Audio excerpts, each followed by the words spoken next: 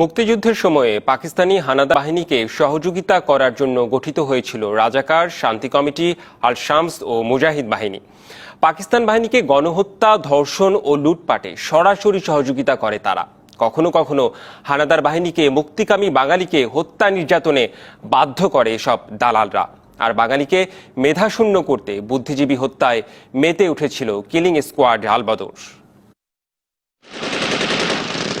1971 সালে জামায়াতে ইসলামের ছাত্র সংগঠন ইসলামী ছাত্র সংঘ আলবদর বাহিনীতে রূপান্তরিত হয়। পাকিস্তান সেনাবাহিনীর কিলিং স্কোয়াড হিসাবে অসংখ্য বুদ্ধিজীবীকে হত্যা করে আলবদর। এ বাহিনীর প্রতিটি ইউনিটে ছিল 313 জন করে সদস্য। জামায়াত নেতা মতিউর রহমান নিজামী, আলী আহসান মোহাম্মদ মুজাহিদ, মীর কাশেম আলী ও কামারুজ্জামানের নেতৃত্বে আলবদর দেশ বিরোধী নীল নকশা প্রণয়ন ও বাস্তবায়ন করে। চিঠি গেছে, নিজামী নির্দেশ, ছাত্র সংঘের কেউ যদি আলবদর বাহিনীতে নাম যোগ না দেয় তার সদস্যপদ বাতিল হয়ে যাবে। এবং এদের ট্রেনিং কিন্তু পাকিস্তান আর্মির অধীনে হয়েছে, কিন্তু তারা পাকিস্তান আর্মির কাছ থেকে বেতন ভাতা নেয়নি। আলবদরের অপারেশনগুলো দেখতো জেনারেল রাও ফরমান আলী। গ্রামে গ্রামে ছোট ছোট শহরেও কিন্তু তারা অনেক বুদ্ধিজীবীকে হত্যা করেছে, যেমন সাংবাদিক শহরে এবং গ্রামে, শিক্ষক শহরে এবং গ্রামে। 1971 সালে জামায়াত নেতা গোলাম আজম, ফরিদ আহমদ ও খাজা খয়েরউদ্দিন ঢাকা নাগরিক কমিটি গঠন করেন। নেতৃত্ব নিয়ে কোন্দলের কারণে একটি অংশ বেরিয়ে এসে শান্তি কমিটি গঠন করে। জামায়াত নেতা গোলাম আজমের নেতৃত্ব ও প্রত্যক্ষ অংশগ্রহণে শান্তি কমিটি পাকিস্তান বাহিনীর দুষ্কর্মের অন্যতম হোতার ভূমিকা পালন করে।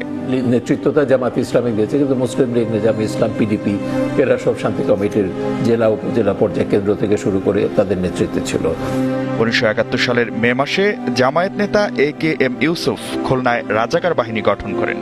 পরে আনসার বাহিনীকে রাজাকার বাহিনীতে রূপান্তর করা হয়। এই বাহিনীর মূল কাজ ছিল নিরাপত্তা তদারকির নামে নিরীহ বাঙালিকে হত্যা এবং পাকিস্তান বাহিনীকে পথ দেখানো।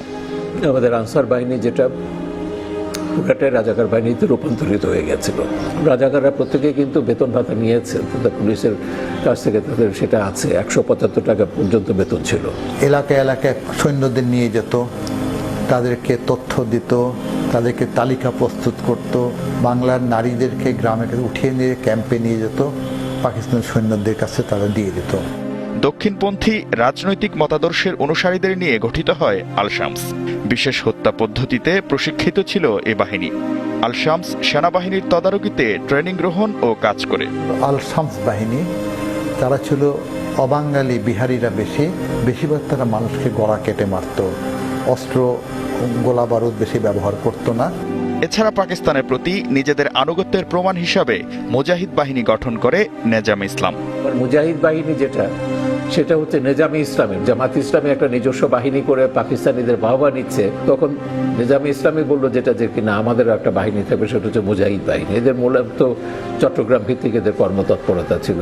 Shakir Ahmed, DBC news, Dhaka.